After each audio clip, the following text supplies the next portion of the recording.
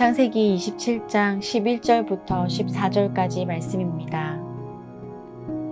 야곱이 그 어머니 리브가에게 이르되 내 형 에서는 털이 많은 사람이요 나는 매끈매끈한 사람인즉 아버지께서 나를 만지실진데 내가 아버지의 눈에 속이는 자로 보일지라 복은 고사하고 저주를 받을까 하나이다. 어머니가 그에게 이르되 내 아들아 너의 저주는 내게로 돌리리니 내 말만 따르고 가서 가져오라. 그가 가서 끌어다가 어머니에게로 가져왔더니 그의 어머니가 그의 아버지가 즐기는 별미를 만들었더라. 아멘. 이삭의 아내이자 이 쌍둥이 형제 에서와 야곱의 어머니 리브가는 영적으로 참 민감한 여인이었습니다. 오히려 영적으로 우둔했던 이삭이 이 장자의 명분도 가볍게 여기고 또 이방 여인과 결혼하여 이미 이방의 문화에 젖어 있던 에서에게 이 하나님의 언약과 축복을 넘기려고 할 때 리브가는 에서가 하나님의 언약을 가볍게 여겨 결국 하나님을 잊어버리게 될 것이라고 하는 그 걱정을 하게 됩니다. 그리고 리브가는 이제까지 한 번도 잊지 않았던 하나님의 말씀이 있었습니다. 큰 자가 어린 자를 섬기리라. 그 당시에는 잘 몰랐지만 이 에서와 야곱이 성장하며 살아가는 모습을 보면서 왜 하나님께서 그때 그런 말씀을 하셨는지 하나하나 깨닫고 있었습니다. 그리고 때가 되어 리브가는 결단을 하죠. 비록 세상적인 기준으로 볼 때 옳지 않은 일일지 모르지만 리브가는 하나님 앞에서 꼭 해야 할 일을 계획합니다. 바로 이삭을 속이고 에서에게 아픈 상처를 주게 되더라도 야곱을 통해서 하나님의 언약과 축복을 이어갈 수 있도록 하는 일이었습니다.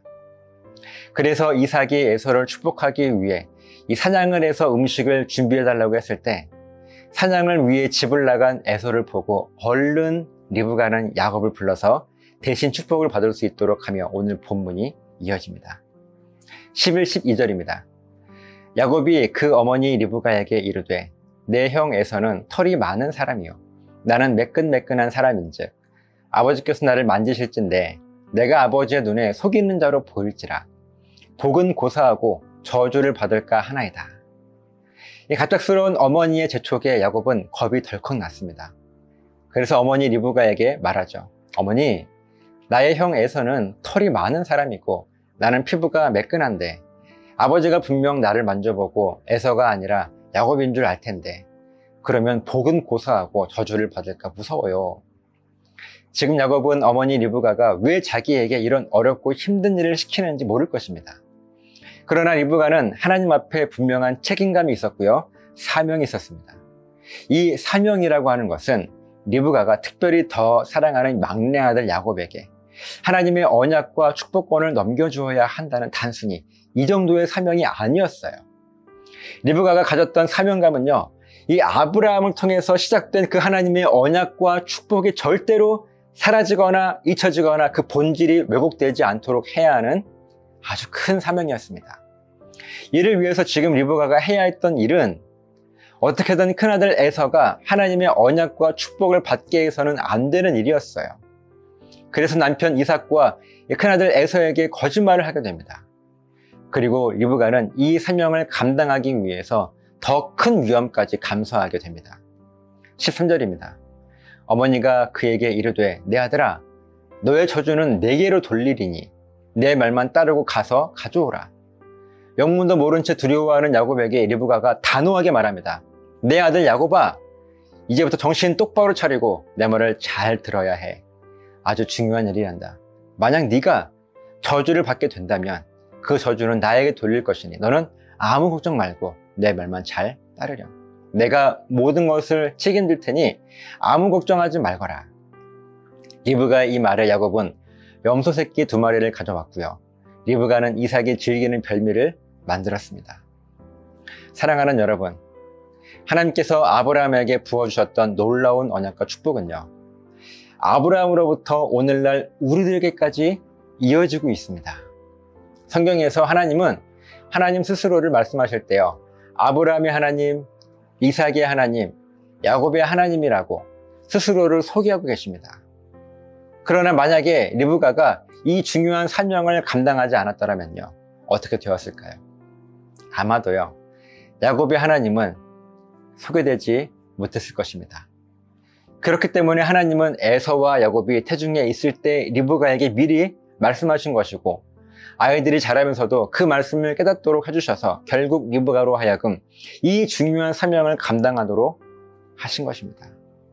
야곱은 아버지 이삭에게 모든 것이 탄로나서 저주를 받을까 봐 두려웠습니다. 그러나 리브가는요, 자기가 감당해야 할 그 사명이 너무나 중요했기 때문에 저주 따위를 두려워하지 않았습니다.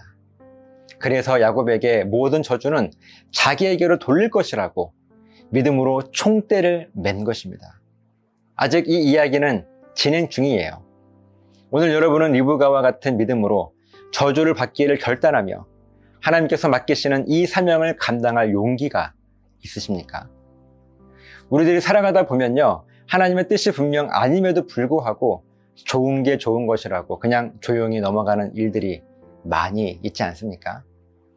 사람들에게 손가락질 받기가 두려워서도 그럴 것이고요, 시간 낭비일 것 같아서도 그럴 것이고, 내가 희생하고 싶지 않아서도 그럴 것이고, 내가 손해를 볼 것 같아서도 그럴 거예요. 분명 하나님의 뜻이 아닌 줄 알지만 방금 말씀드린 이 이유들 때문에 우리들은 아무것도 하지 않습니다.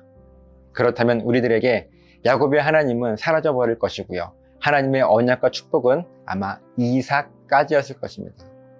오늘 내가 감수해야 할 손해와 감당해야 할 무게가 얼마나 무거운 줄 알면서도 믿음으로 총대를 매려는 결단은요, 역사를 바꾸는 힘과 능력이 분명 있는 거예요. 이 믿음에 한번 도전해보지 않으시겠습니까? 그 사명을 맡기신 우리 하나님께서 반드시 여러분들의 인생을 책임지실 것입니다. 저 여러분 각자의 삶의 환경 속에서 하나님의 영광을 위해 감당해야 할 사명을 감당하기 위해서 믿음으로 총대를 맬 수 있는 용기를 가지시기를 예수님의 이름으로 간절하게 부탁을 드립니다. 기도하시겠습니다. 하나님, 때로 하나님께서 우리들에게 아주 중요한 사명을 맡기십니다.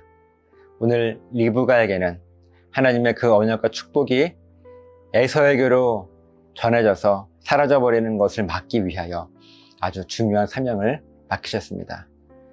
그렇게 리브가는 믿음의 총대를 메고 이삭과 에서를 속이면서까지 야곱에게 그 축복이 이어져 갈 수 있도록 리브가는 결단했습니다.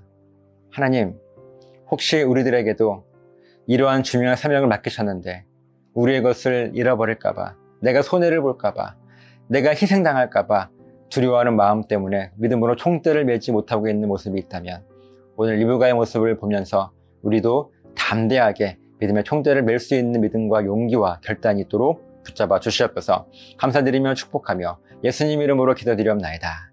아멘.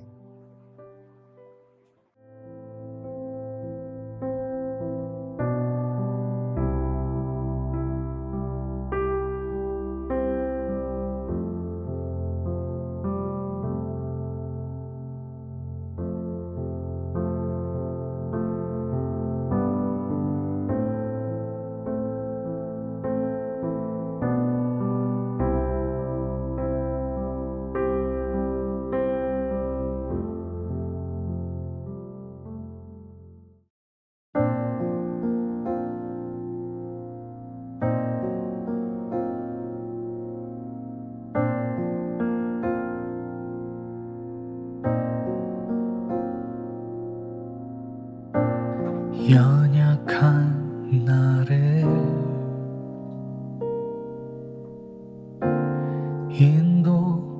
인도하시는 내 구주 예수를 더욱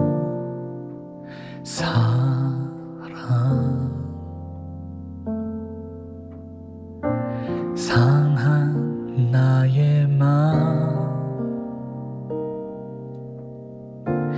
위로자 되시네. 그 누구도 줄 수 없는 사랑, 나의 노래 참 기쁨 참 소망 소망 나의 영원한 생명 노래하리라 십자가의 그 이름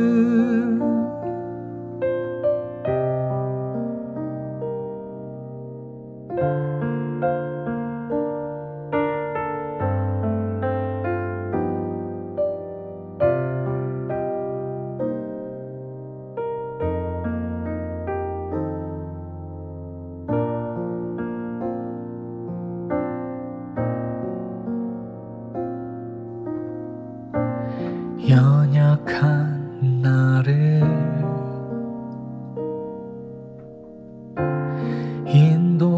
인도하시는 내 구주 예수를 더욱